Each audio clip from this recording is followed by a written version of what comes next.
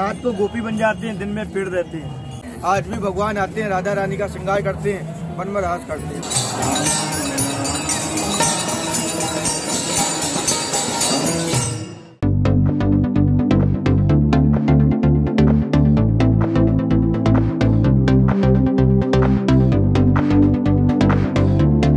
Hello everyone, चलिए आज हम सब चलते हैं वृंदावन धाम की तरफ। ब्रज धाम श्री राधे कृष्ण का धाम दिखती है जहां उनके चरणों की छाप और गूंजता है हर जगह बस राधे राधे का नाम। वृंदावन भगवान श्री कृष्ण की लीलाओं को समेटे हुए है और हर श्रद्धालु को जिनका आकर्षण अपनी तरफ खींच लाता है। बात सिर्फ इतनी है कि अहंकार रखकर भगवत प्राप्ति नहीं हो सकती।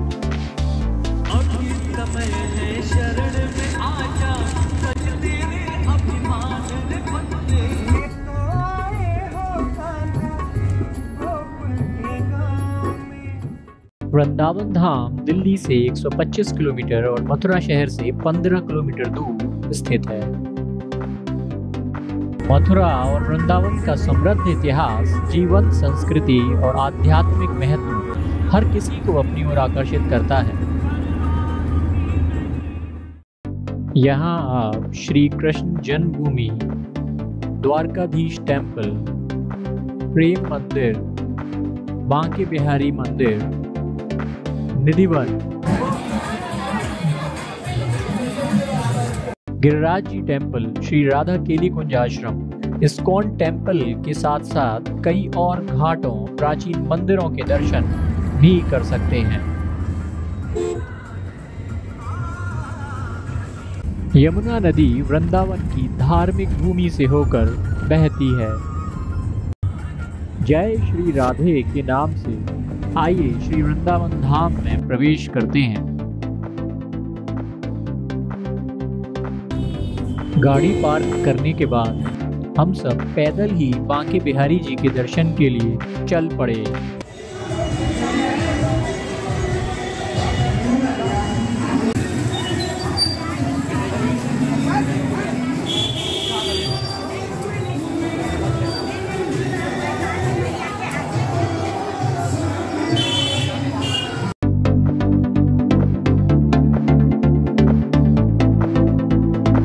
मंदिर पहुंचने के लिए हमें 15 से 20 मिनट का समय लगा। रास्ते में काफ़ी भीड़ थी, लेकिन अक्सर करके फेस्टिवल्स के सीज़न में बहुत ज़्यादा भीड़ हो जाती है। जब भी आप रास्ते में चल रहे हैं तो बंदरों का विशेष ध्यान रखें। कई बार वे अचानक से सामने आकर हाथ में ली हुई वस्तु लेकर भाग जाते हैं। यहाँ बंदरों में फ्रूटी का बहुत शौक है। जब आप उन्हें फ्रूटी दिखाते हैं तो वो अक्सर छीनी हुई वस्तुएं छोड़कर फ्रूटी ले जाते हैं।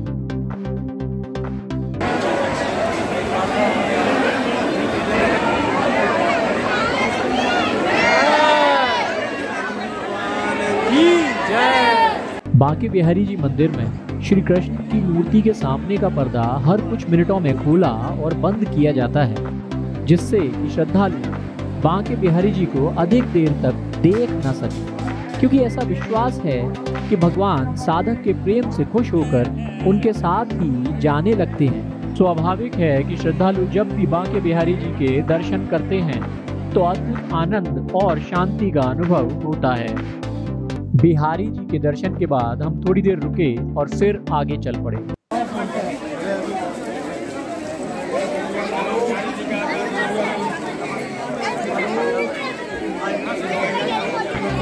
हमारा नेक्स्ट घूमने का स्थान निधिवन था। बांके बिहारी मंदिर से निधिवन की दूरी 650 मीटर है, जो कि आप ऑटो रिक्शा, टैक्सी या बस से तय कर सकते हैं।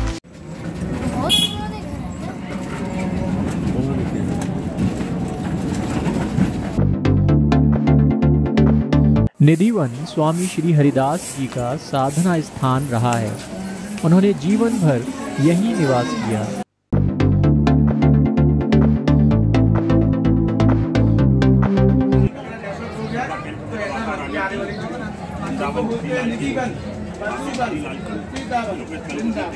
और सबसे बड़ा नाम बोलते हैं वृंदावन में जो नाम लिखा है और जन्म तक दुगनी पावे और अंत काल वैकुंठ को वृंदावन में नाम लिखाने से वैकुंठ की प्राप्ति। इस नाम को लिखाने वाला श्रवण कुमार बेटा बेटी श्यामा और बिंदा, ये सारे बिंदा तुलसी के पेड़ हमारे घर में होती है। रामा और श्यामा। अच्छा, ये बिन्ना है। हाँ, रात को गोपी बन जाते हैं, दिन में पेड़ रहते हैं। कहीं भी आप देखोगे ना तो कहीं घास मिलेगी ना नया पौधा मिलेगा। कहीं भी देखोगे कहीं भी आपको कोई भी सीधा पेड़ नहीं मिलेगा। इसी में राधा रानी का श्रृंगार घर है, जहाँ रात को लड्डू दातन पान श्रृंगार रखा जाता है। सुबह में जब मंगला आरती होती है ताले खुलते हैं, लड्डू खाया हुआ मिलता है, दातुन चबा हुआ मिलता है, पान चबा मिलता है, श्रृंगार बिगड़ा मिलता है। आज भी भगवान आते हैं, राधा रानी का श्रृंगार करते हैं, मन में रास करते हैं। बोलो राधा रानी की जय।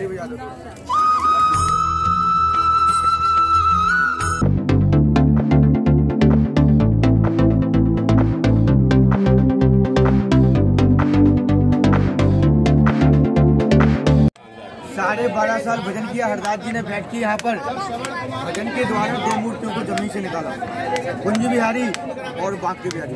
बांके बिहारी बोलते हैं कृष्ण जी को जो द्वारका के राजा है। वृंदावन बिहारी बोलते हैं बलदाऊ जी को जो वृंदावन के राजा है। बलदाऊ जी का दर्शन करते हैं, वहाँ 4 धाम का फल है। भगवान कृष्ण ने चारों धाम में ही बुलाए थे। कहते एक पेड़ वृंदावन लगा डाल के जगन्नाथ, फूल से फूली द्वारका फल लगा बद्रीनाथ। 4 धाम के माता पिता का घर है वृंदावन बिहारी, जो यहाँ से प्रकट हुई, जो निधिवन से निकल के दर्शन कराएंगे। वहाँ दर्शन कर लोगे तो 4 धाम जाने का आवश्यकता नहीं है, क्योंकि नंद बाबा यशोदा मैया को बांसुरी बजा के 4 धाम को वृंदावन बिहारी अपने घर में बुलाई थी। बोलो राधा रानी की जय। ताली बजा लो। राधा रानी की जय। ये आ गया राधा रानी का श्रृंगार घर, जहाँ भगवान करते हैं राधा रानी का स्वयं श्रृंगार। इसको बोलते हैं रंग में। 4 लड्डू, पान का बीड़ा, 2 दातुन श्रृंगार शाम को रखा जाता है। सुबह 6 बजे मंगला आरती होती है, ताले खुलते हैं, लड्डू खाया, दातुन चबा, पान चबा, श्रृंगार बिगड़ा मिलता है। आज भी भगवान आते हैं, राधा रानी का श्रृंगार करते हैं, मन में रास करते हैं।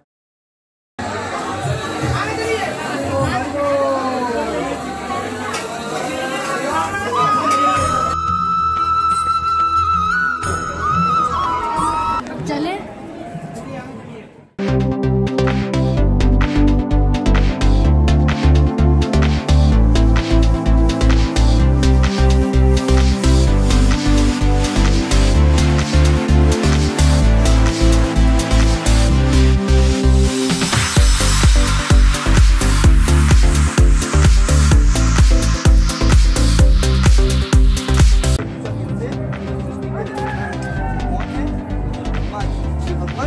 क्या कारण मुझे ठाकुर का दर्शन नहीं हो पा रहा है, तो ब्रह्मा जी ने तो बतलाया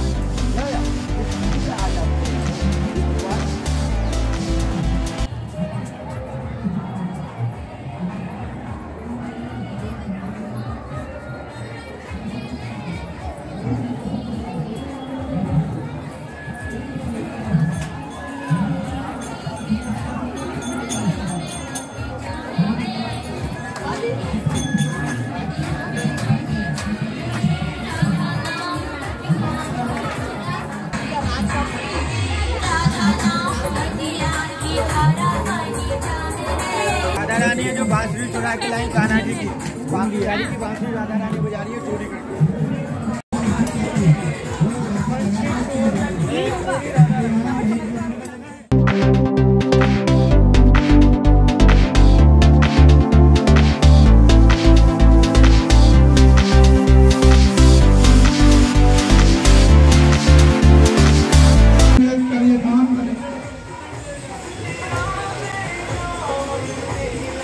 चलो आगे नहीं क्या बताओ।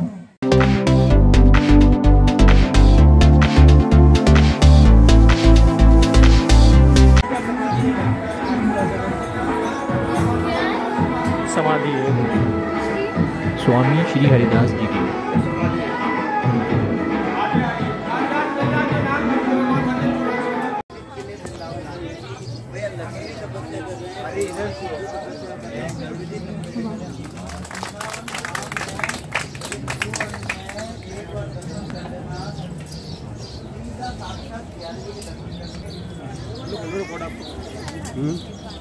लोग बता रहे हैं कृष्ण के घर का लीला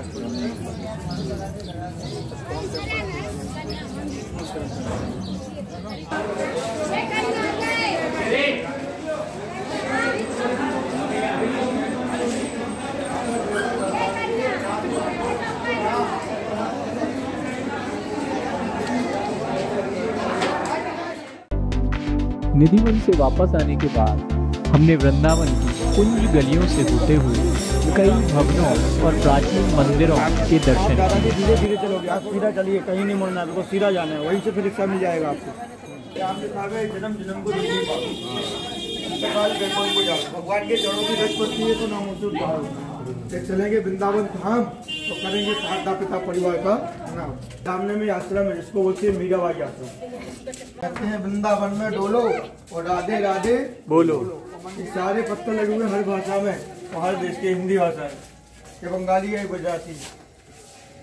राधे राधे बोल के आना। बोलो राधा रानी की जय।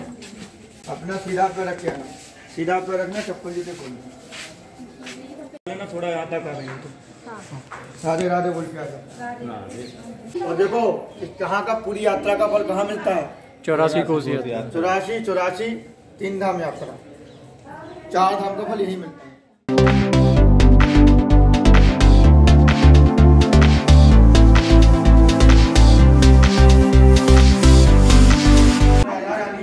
जय। बंसी बट्टा पेड़े जहाँ ठाकुर जी बैठ के बांसुरी बजाते थे, कहते हैं बिंद्रा बंसा बन नहीं और नंदगांव सा गांव और बंसी बट्टा बट नहीं किस नाम सा नाम। यही भगवान ने बांसुरी बजाई, गोपियों का माखन खाया तो 16,108 गोपियों की कामनाएं पूरी हुई। ये भगवान के समय का पेड़ है, 6,000 साल पुराना, उसी समय से आज भी ये चलता रहा। ये भगवान का हाथ है। जब भगवान माखन चोरी करके छुप गए थे द्वापर में, कहते हैं पत्थर की राधा प्यारी और पत्थर की कृष्ण मुरारी, इसलिए भगवान का पत्थर का हाथ है। 1 सेकंड के लिए यहाँ बैठा जाता है। बद्रीनाथ, केदारनाथ, उत्तराखंड जाते हैं, तांबे का कंगन अंगूठी लाके यहाँ चढ़ाते हैं, द्वारका से चंदन लाके चढ़ाते हैं, कन्या का माखन और ठाकुर जी को 3 भोग लगाए जाते हैं, खिचड़ी भोग, माखन भोग और लड्डू भोग। खिचड़ी भगवान को खिलाई थी सुदामा ने, जब द्वारका मिलने के लिए गया था। माखन खिलाया था गोपियों ने, वही लड्डू सेवा काम रहेगा। यहाँ जो भोग लगाते हैं 3 वस्तुएं मिलती हैं। निजमन का जूता प्रसाद मिलता है, जो भगवान लड्डू छोड़ जाते हैं। राधा रानी जो साड़ी पहनती हैं, कितनी साड़ी रखी जाती हैं? 108। जो राधा रानी साड़ी पहनती हैं उसकी चुन्नी बना के भक्तों को प्रसाद में दी जाती है। तीसरा जो चीज मिलती है वो लड्डू का प्रसाद और राधा रानी की तुलसी की माला। माला को गले जाते हैं, कोई कामना होती है 5 दाने निकाल के एकादशी के दिन गाय के कच्चे दूध में गंगा जल में स्नान कराते हैं, लाल कपड़े में गले में हाथ में पहनते हैं। एकादशी के दिन जब हमारी मनोकामना पूरी हो जाती है तो बड़े बड़े पत्थर लगवाए जाते हैं। ग्वालियर का, जयपुर का, दिल्ली का, ये सब जगह जगह के लिखते हैं। जब कामना पूरी हो जाती है बड़े पत्थर लगाते हैं और माता पिता को बात कराने के लिए छोटा लगाते हैं। वृंदावन में 57 समुद्र है, 57 समुद्रों में बीच में एक जगह भगवान का भोग लगता है। वृंदावन में भगवान का नाम है गोपाल, क्योंकि भगवान ने वृंदावन में किसकी सेवा की है? गायों की। तो यहाँ जो भोग लगता है भगवान स्वयं भी खाते हैं। गौ, ब्राह्मण, साधु संत, मीराबाइयों की सेवा भगवान का भोग लगता है। बोलो राधा रानी की जय। जब तक मंदिर में दर्शन करो, बीच वाली मूर्ति से नित्य मिलाना, वही मूर्ति जमीन से प्रकट है, उनका नाम है वृंदावन बिहारी। उन्हीं की कृपा से वृंदावन बसा हुआ है। दीवार के पीछे यमुना मैया बह रही है। यमुना नदी में रहता था कालियानाग को नाथ के भगवान ने अंदर विश्राम लिया, इसलिए मंदिर में बैठ के दर्शन होता है। रुपया पैसा फेंके नहीं चढ़ाते हैं, खाने का प्रसाद लेके जाते हैं। ठाकुर जी से दर्शन करते समय मांग लेना, हे प्रभु हमको 4 धाम और 84 को उसका फल आपके श्री चरणों में प्रदान करिएगा। बोलो राधा रानी की राधे राधे बोल के परिक्रमा लगा दो।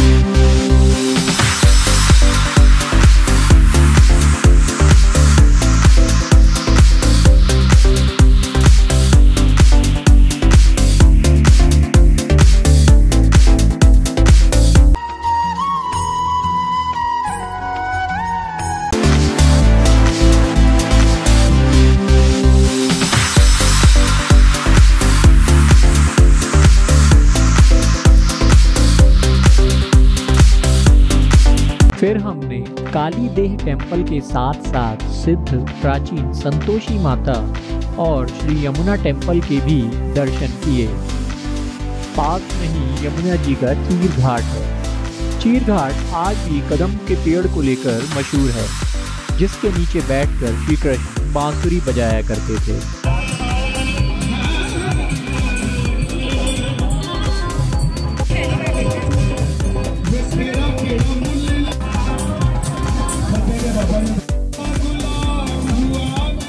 वृंदावन में घूमते हुए कब सुबह से शाम हो गई पता ही नहीं चला। हर जगह हर व्यक्ति से आपको श्री कृष्ण और श्री राधे जी से जुड़ा हुआ सुखद अनुभव सुनने को मिल जाता है। इस तरह से भगवान वृंदावन के हर जन में बसे हुए हैं। हमने प्रेम मंदिर के दर्शन पिछले टूर पर किए हुए थे, इसलिए इस बार शाम होते ही हम इस्कॉन टेम्पल की तरफ चल पड़े। क्या आपको पता है कि इस्कॉन मंदिर वृंदावन को श्री कृष्ण बलराम मंदिर भी कहा जाता है। श्री कृष्ण बलराम मंदिर को international society for Krishna consciousness यानी कि इस्कॉन द्वारा निर्मित पहला मंदिर माना जाता है।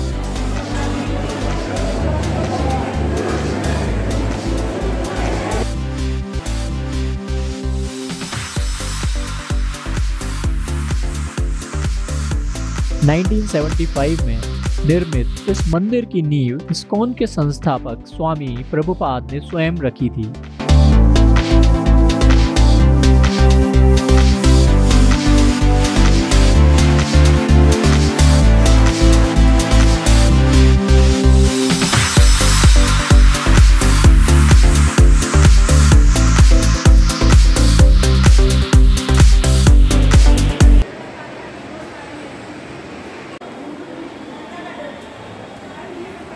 यह मंदिर यमुना नदी के तट पर स्थित है, जहां श्री कृष्ण बलराम के साथ अपनी गायें चराते थे। जब भी कोई व्यक्ति वृंदावन की पवित्र भूमि में प्रवेश करता है तो इस्कॉन मंदिर को देखने की इच्छा भी रखता है।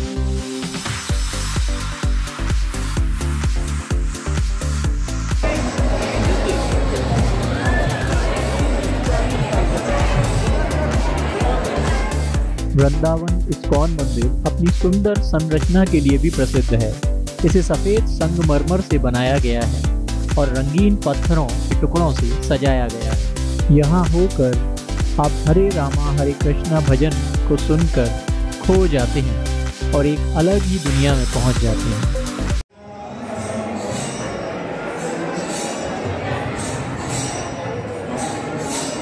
इधर नहीं,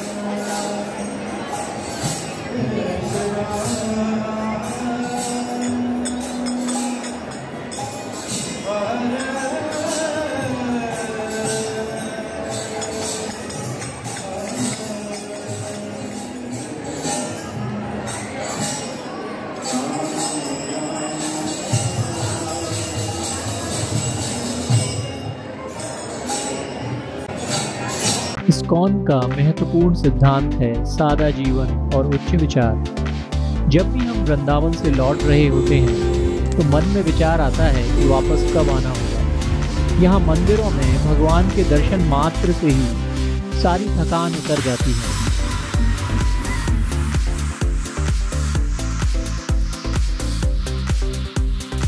होटल में डिनर करने के बाद मन में भगवान के नाम का स्मरण करते हुए वापस घर की तरफ चल दिए। अगर आपको हमारा ये अनुभव अच्छा लगा हो तो please subscribe, like and share ऐसे ही यादगार सफ़र का हिस्सा बनने के लिए।